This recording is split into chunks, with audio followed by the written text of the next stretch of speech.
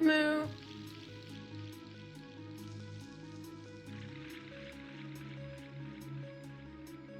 Welcome to WarCows. This is Augury, your middle-aged aunt who still plays video games. This is the Sims 4 Runaway Teen Challenge. Here we have Byron Staggers talking with his girlfriend, Gemma. Gemma Charm, of course, is of the Charm family, a very famous family in The Sims, and a witch. And she stopped by to talk to him about the fact that, well, he spent the night at her house, and she really had not seen how bad things were for him. But now she's starting to understand that, well, there's just not a lot here. In fact, she tells him that. You know, what do you do? Why are you out here? What can we even do together?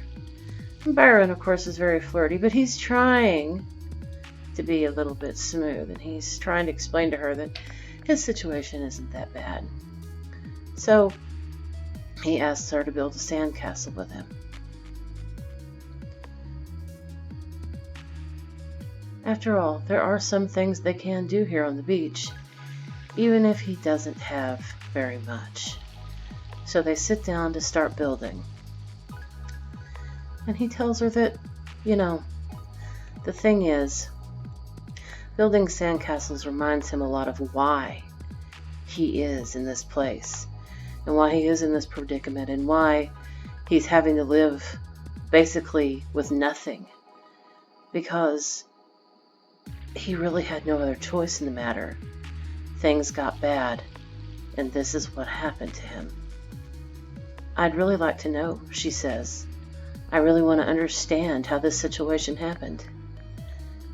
And so Byron decides that he's going to tell her the whole story.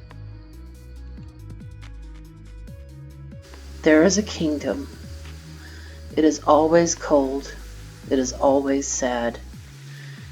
The areas of the kingdom consist of people who are poor, people who are poorer, and people who are the most poor of all. It is a very, very difficult place to live. Harsh, unforgiving. The kingdom is ruled by a terrible king.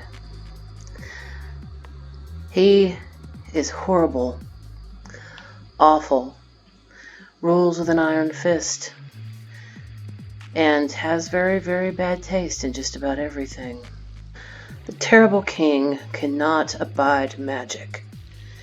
There was a time when he was younger, when he ruled another kingdom, and creatures who used magic defeated him. Now he did everything he could to keep magic away from him, because he knew that if it returned, he would once again see defeat. A woman from a distant land came to the kingdom. She wanted to talk to the king about healing his people. I know what they say about you, the woman said, but I don't believe that anyone is 100% evil. Surely there's good in you. Surely you want to take care of your people. I can help you with that. I know so much about herbs, so much about plants. I can do things to make your people stronger and more healthy. It's difficult to say whether or not the old king believed her. What he did know was that she was a remarkably beautiful woman who seemed quite sincere and, as she had said, did not believe he was completely evil.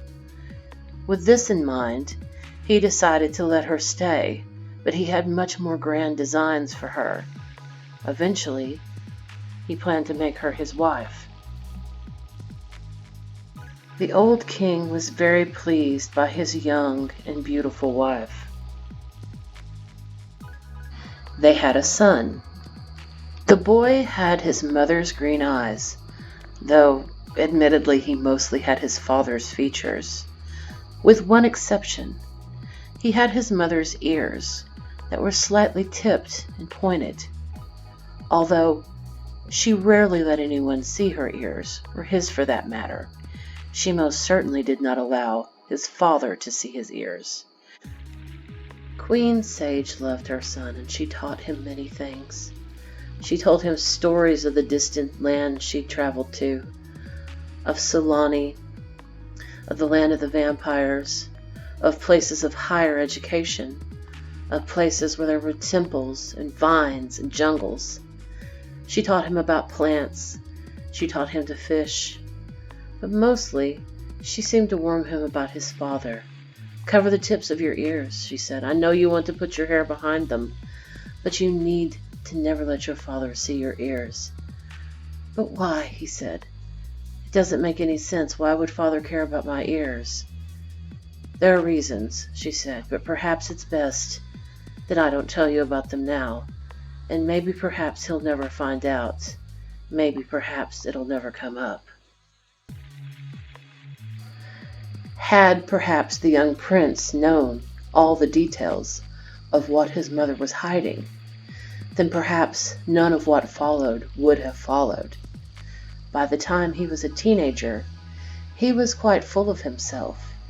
He loved to dress well, and just in rebellion to his mother, he also liked to show his ears, though he tended to do that away from his father. Unfortunately, one day, he was wandering around the throne room and didn't realize that his father was in there as well. "What are you doing, boy?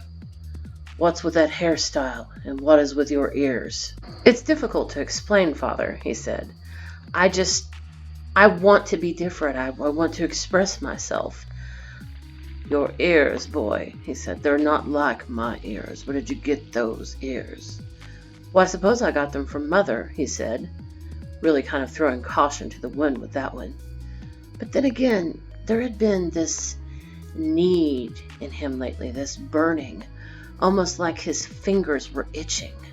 He didn't understand it, and he didn't know how to explain it to his father, although he suspected, but perhaps he shouldn't.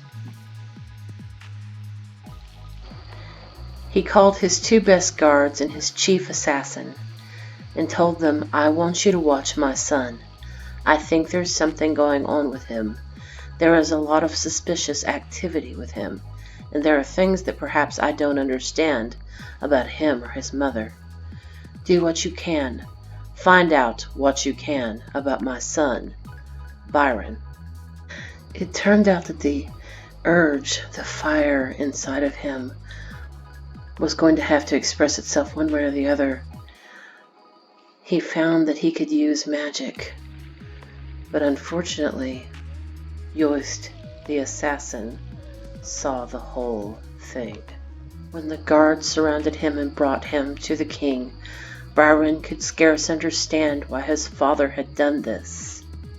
"Why?" he said. "Why would you treat me this way? I'm your son."